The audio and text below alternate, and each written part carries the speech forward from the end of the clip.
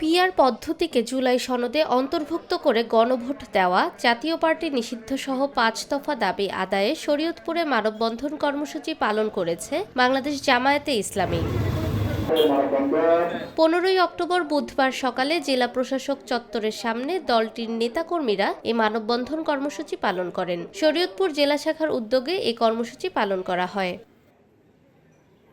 সমাবেশে জেলা জামায়াতের আমির অধ্যক্ষ মোহাম্মদ আব্দুর রব হাশিমি, জেলা জামায়াতের নায়েবে আমির কে এম মকবুল হোসেন বক্তব্য দেন। তাদের ৫ দফা দাবি হল গণভোটের মাধ্যমে জুলাই জাতীয় সনদের আইনি ভিত্তি দিয়ে আগামী ফেব্রুয়ারিতে নির্বাচন আয়োজন করা, আগামী জাতীয় নির্বাচনে উভয় কক্ষে পিআর পদ্ধতিকে জুলাই সনদে অন্তর্ভুক্ত করে গণভোট দেওয়া, অবাধ, সুষ্ঠু ও গ্রহণযোগ্য নির্বাচনের লক্ষ্যে সবার জন্য লেভেল প্লেয়িং ফিল্ড নিশ্চিত করা, ফ্যাসিস্ট সরকারের সব জুলুম, নির্যাতন, গণহত্যা ও দুর্নীতির বিচার দৃশ্যমান করা এবং জাতীয় পার্টি ও ১৪ দলের কার্যক্রম নিষিদ্ধ করা।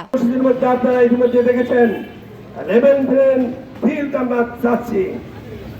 যারা ফ্যাসিবাদ কায়েম করেছিল, এদেশের মানুষের বুকে গুলি করেছিল, হত্যা করেছিল, তাদের দৃশ্যমান বিচার আমরা চাচ্ছি।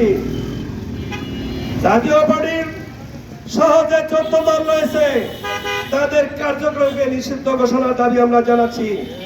এইভাবে যে ৫টি দফা কর্মসূচি আমাদের রয়েছে, এই ৫ দফা কর্মসূচি শুধু বাংলাদেশ জামাত ইসলামী নয়, এই ৫ দফা কর্মসূচি হচ্ছে এদেশের আপামর ১৮ কোটি মানুষের দাবি।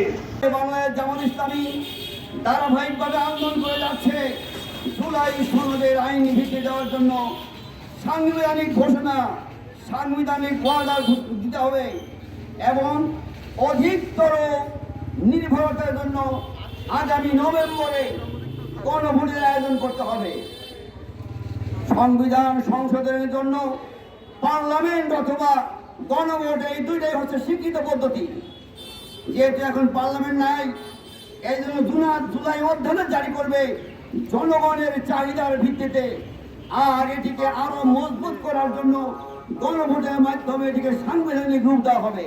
সরকার এখন পর্যন্ত তাদের ৫ দফা দাবি মেনে না নেওয়ায় জামায়াতের পক্ষ থেকে ৩য় দফা কর্মসূচি অংশ হিসেবে এই মানববন্ধন পালন করেন তারা।